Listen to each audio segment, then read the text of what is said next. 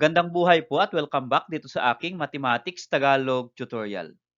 Sa video na ito ay papaliwanag ko sa inyo on how to solve for x given two similar polygons. So magpipresent po ako ng two examples. For the first example, ang given po dito ay sides of similar polygons. So given quadrilateral line, so this one, is similar to quadrilateral mark. Okay, this one. Okay. So, we are going to find the value of x, number 1, kasi meron po tayong measurement dito ng sides na 2x minus 3 at x plus 3. So, what is the value of x? Then, number 2, find the measurement of side LI. So, this one, exact measure of LI. Number 3, measurement of EN. So, this one. And then, number 5, measurement of side MK. Okay, this one. So, paano po i-calculate yung sides at value ng x ng similar polygons? Papaliwanag ko po yan step by step. And for number 2, ang given naman po dito ay angles. Okay. So we have ABCD is similar to PQRST. Okay, this one, ABCD, and this is PQRST. So they are similar to each other. So given dito, the measurement of angle A, so this one, angle A is 3x minus 10, and angle P is equal to 110 degrees. Okay, this one. So, ang question lang dito sa number 2 natin, find the value of x. Okay, so let's start with number 1 example. Okay, given quadrilateral line, this one, is similar to quadrilateral mark. Okay, this one. We're going to find the value of x. So first, pag-aaralan natin yung ating dalawang polygons na similar. So bakit po sila similar? Tingnan natin. Etong angle L is congruent to angle M. So, bakit po sila congruent? Sila po ay may parehong mark na 1. Ano po? Okay? And then, angle E is congruent to angle K. So, 2 marks. Angle I is congruent to angle A. Okay? And angle N is congruent to angle R. Since congruent po yung corresponding angles nila, then the two quadrilateral are similar. So therefore, yung kanilang corresponding sides are proportional. Okay. So gagawa tayo ng proportion para makalculate natin yung value ng x. So syempre, ang kukunin po nating proportion or proportional sides ay yung may given. So ang given po ay Li 2x minus 3 at En x plus 3. Take note sa other polygon, yung mark, yung partner niya. So, ang corresponding sides ng Li ay MA. So, pareho po silang may measurement. So, pwede yan. At En corresponds to KR. So, pareho po silang may measurement. So, mula dito sa pair of corresponding sides, gagawa tayo ng proportion. Okay. So, ang proportion po to solve for x is that Li is to MA or Li over MA. Okay, ito po Li, MA. So, sila po ay proportion na sides or corresponding sides, they are proportion, kaya Li over MA is equal to En over KR. So, ito po yung En, KR. Okay, then next, substitute natin yung given, Li over MA. So, Li, MA, so 2x minus 3 over 6. So, lagay po natin, 2x minus 3 over 6 is equal to En over KR. So, ito po yung En, ito po yung KR. So, x plus 3 over 4. Okay? Lagay po natin, x plus 3 over 4. Since meron na tayong variable here or na-substitute na natin yung given, we are now ready to calculate for the value of x. Okay? So, tanggalin ko muna yung figure natin dito to calculate the value of x here. Okay? So, ang gagawin lang po natin dito ay to calculate the value of x is by cross multiply. Okay? So, 2x minus 3 times 4 at 6 times x plus 3. So, gawin po natin. Yan po. So, ano pong ginawa niya? So, 2x minus 3 times 4. Ito po yun. 4 times 2x minus 3. So, kahit po alin ang mauna kapag multiplication. So, pwedeng 4 times 2x minus 3. Pwede naman pong 2x minus 3 times 4. And then, sa kabilang pair naman ay 6 times x plus 3. Okay, this one. So, pag nag-cross multiply tayo, wala na po siyang denominator. And then, simplify this one by distributive property. So, what is 4 times 2x? That is equal to 8x. And then, what is 4 times 3? That is equal to 12. So, since here, positive and then negative 3, that is negative 12. Din sa kabila naman, the same process. distributive property, this will become 6 times x is 6x, then plus 18. So 6 times 3 is 18 here. Okay? So again, 6 times x, 6x, then 6 times 3, 18. Then, next, natanggal na natin yung ating parenthesis na simplify na natin.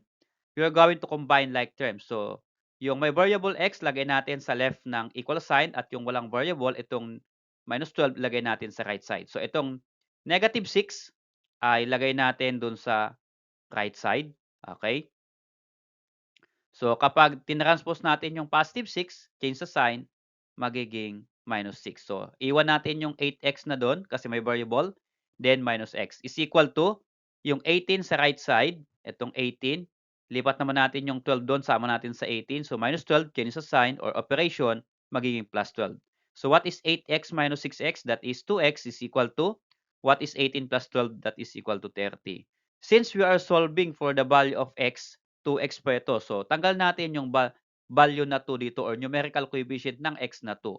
Since 2 yan, we are going to divide 2 to both sides of the equation. So, ang purpose niyan, we are going to cancel 2. So, ang matitira dyan ay x is equal to 30 divided by 2 is 15.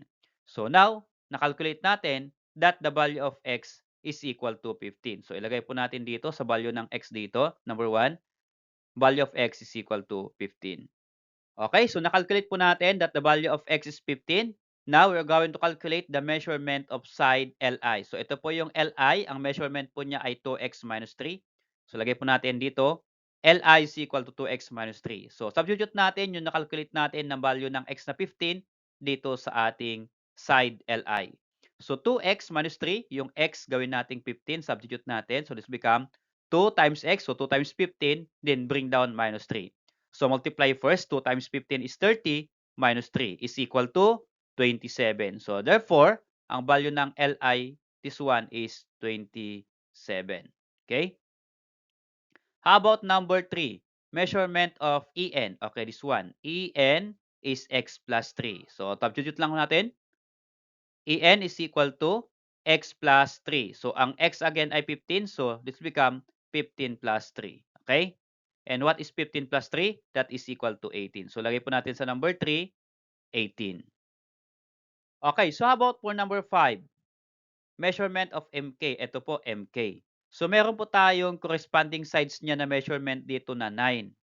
Okay, so 9. Okay? So, ano po yung gagawin natin para makuha po natin yung measurement ng MK?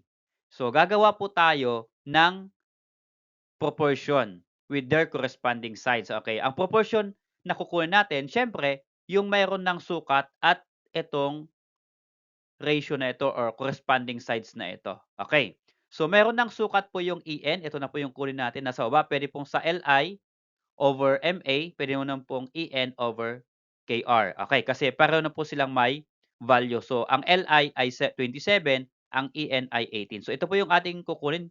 Mas gusto ko po itong EN kasi mas maliit yung value. So, this become, ito po yun, EN over KR. Okay, this one, EN over KR. And then, syempre, ipapartner natin yung kanilang unknown. Okay, so N, ito po are 9 over MK. So, ito po, LE, kasi may given, ito, and then MK. Yung MK, ito yung unknown na ating hinahanap. So, yan po yung kanilang proportion. So, substitute the given. What is EN? X plus 3, pero ang EN na value dito nakuha natin na ay 18. So, EN ay 18 at yung KR ay 4. Kaya magiging substitute 18 over 4. Okay? Again, EN, ito po yun. And then, over KR4, ito po yan. Is equal to, so, ang value ng LE is 9, given na po dito sa side ng polygon na ito, which is 9. So, lagay po natin 9. And then, yung MK, ito po yung unknown natin. MK, ito po yung hanapin natin. So, ilagay lang po natin na MK kasi yan po yung ikakalculate natin. Okay, so, okay na po yung ating proportion.